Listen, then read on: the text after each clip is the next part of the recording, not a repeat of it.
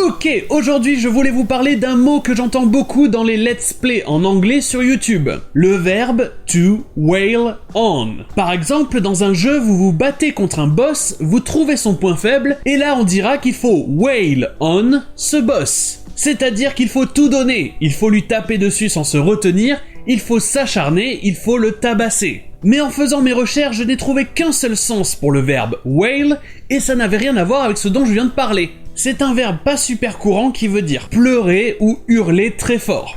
I'm going to be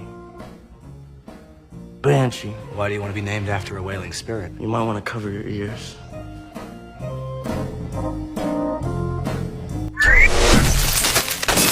Mais j'ai quand même cherché des extraits de films avec wail on parce que je suis sûr d'avoir déjà croisé ce mot. Et j'ai trouvé 7 extraits d'un film que j'ai déjà utilisé dans plusieurs épisodes de Z-On, The Breakfast Club. And the next thing I knew, I jumped on top of him and started wailing on him. And my friends, they just laughed and cheered me on. Ok, cool, ça veut dire que je n'ai pas imaginé ce mot, il existe bien, et ça veut dire ce que je pense. Mais pourquoi je n'ai pas trouvé cette définition dans les dictionnaires sur internet? Bon, je me suis dit, tant pis, j'avais prévu de toute façon de parler de l'homophone whale, donc je vais faire mes recherches là-dessus. Et sans surprise, a whale, c'est une baleine. Ici, le H est muet, donc ça se prononce bien, whale. You know, I saw a pod of whales when I was coming over the bridge. In the Hudson. There's fewer ships, cleaner water.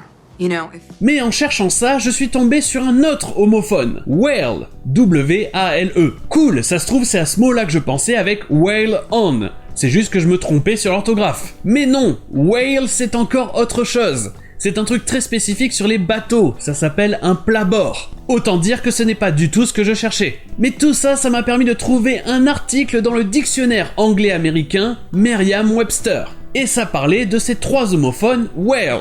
Et voilà la réponse à toutes mes questions. Tabasser ou s'acharner sur quelqu'un, ça se dit en fait to wail on, avec whale écrit comme une baleine. Mais justement, comme ce terme fait principalement référence à l'animal, ça ne paraît pas logique de l'écrire comme ça pour un verbe. Donc les Anglais ont tendance à l'écrire comme ils veulent, en particulier comme wail, W-A-I-L, qui est déjà un verbe. C'est pour ça donc que je pensais que ça s'écrivait comme ça, et que vous pouvez le trouver dans les sous-titres d'un film, un endroit où en général il n'y a pas de faute d'anglais. Donc au final c'est bien wail on, écrit comme whale, une baleine. Ceci dit, ce n'est pas l'expression la plus courante, donc je n'ai pas trouvé d'autres extraits pour illustrer ça. Donc je vais juste terminer sur une autre expression bizarre avec whale. To have a whale of a time. Littéralement c'est avoir une baleine de moment. Mais ce que ça veut dire c'est passer un bon moment. S'amuser. Everybody okay back there? Oh yeah, I've been a while of a time.